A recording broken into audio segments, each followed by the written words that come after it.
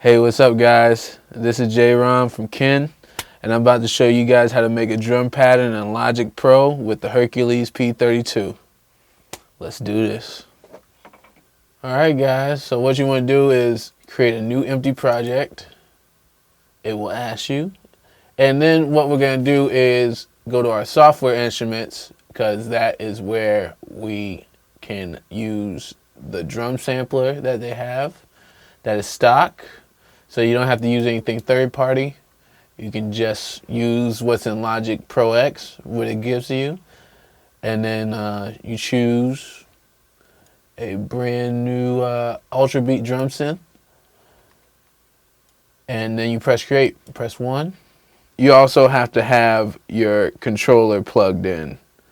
And once you plug it in, I'll re-plug it in. And at the top, it's going to show MIDI, and then it's going to ask you if you want to use this also as an audio device. Now, if you do use it as an audio device, then all your sound will be coming through your interface, which is the Hercules 32 if you don't have it set up through something else. If you just want to use this as a MIDI controller and nothing else, you press don't use. But if you do press use, well, we will press use right now. Then obviously, and then you didn't mean to do that. All you do is you go to preferences, audio, then you change it back to the one you want it to be going through.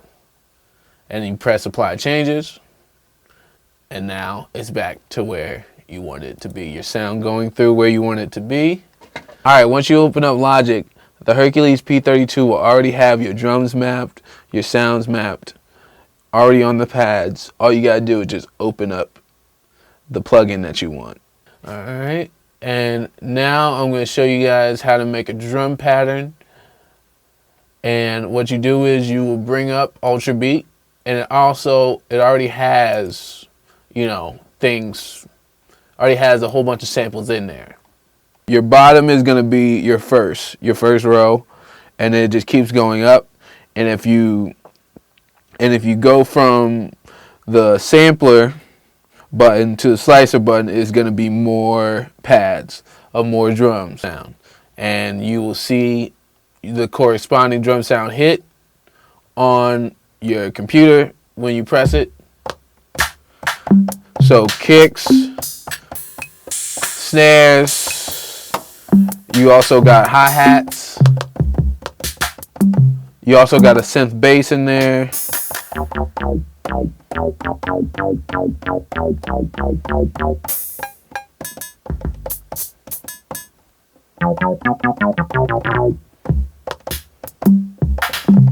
So there you go with all your sounds right there. Alright, so you want to create a drum pattern. First thing you need to do is make sure all your drum sounds are loaded, which they are, because we just pulled up Ultra Beat. Alright, one of the first things you're going to do is set your loop. So setting your loop is how long your drum pattern is going to be. So usually people do 4 to 8 bars. So, but me, I'm going to just do 4 bars. Then, just press start. And then your drum pattern, once you come up with your drum pattern, it's just going to loop for you.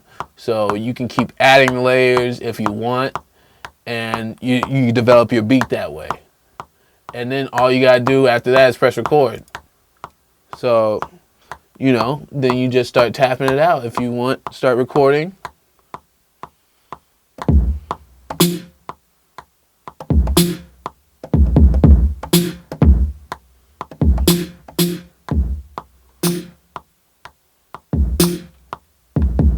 And then what you're going to want to do is quantize it, most likely. So you go to the piano roll. All you got to do is double click on it. Double click on the thing you just created, and then you just go to the piano roll. Click on the note of the piano that you were hitting, and all you do is press Q, and then it puts it in time.